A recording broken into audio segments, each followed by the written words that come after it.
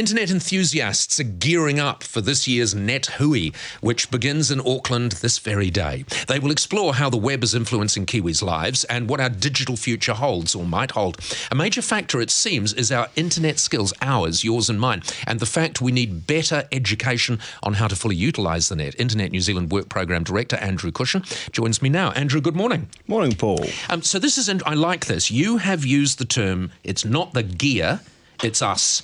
Because we complain so often about broadband rollout and, how fast are the speeds. Do you think basically it's our inability to fully utilise the net and understand it?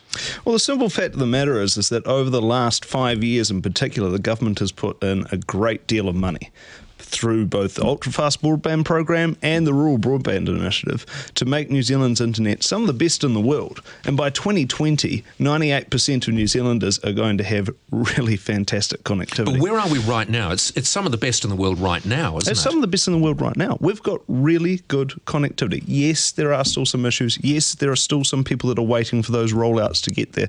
But the story is really fantastic in terms of the capability of the network. Is it your proposition that the biggest issue, the biggest obstacle is our inability to use the gear to its maximum ability? The biggest issue and the biggest opportunity that we have, it's very much that double-sided coin, is to now learn, all of us, how to use these networks effectively, both for economic and for social good. So where are we getting it wrong? Is it that we don't truly know how to use the hardware, the software, or we just don't understand the capability? I think it's that we don't understand the capability. We all know how to use YouTube. We all know how to email. Those are the basic sort of net skills that I think everybody has.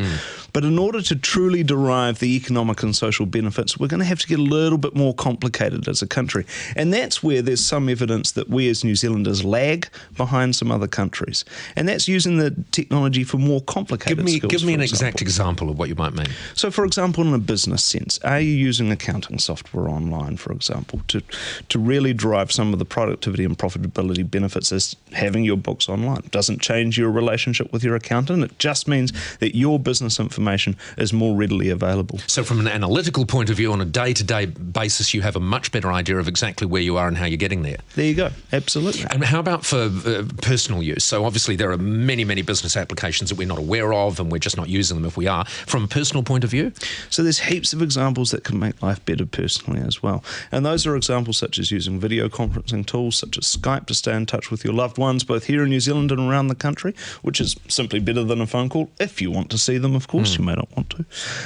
No, but you're right. Actually, that's a very good example because still a lot of people now will pick up the phone where they could be Skyping for free, so they'll be paying to use the phone. They could have a better connection and be able to see the person, but they don't do it because they just are not used to it. It's in the too hard basket.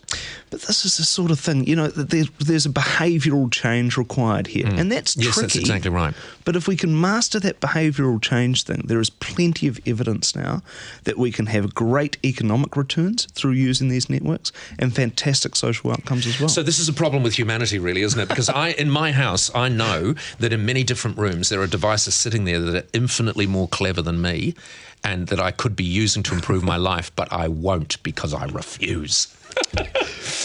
I would rather live the life of an Aztec. Fantastic, Andrew. Thank you very much. Really interesting. Andrew Cushen, Internet New Zealand Work Programme Director. News is next.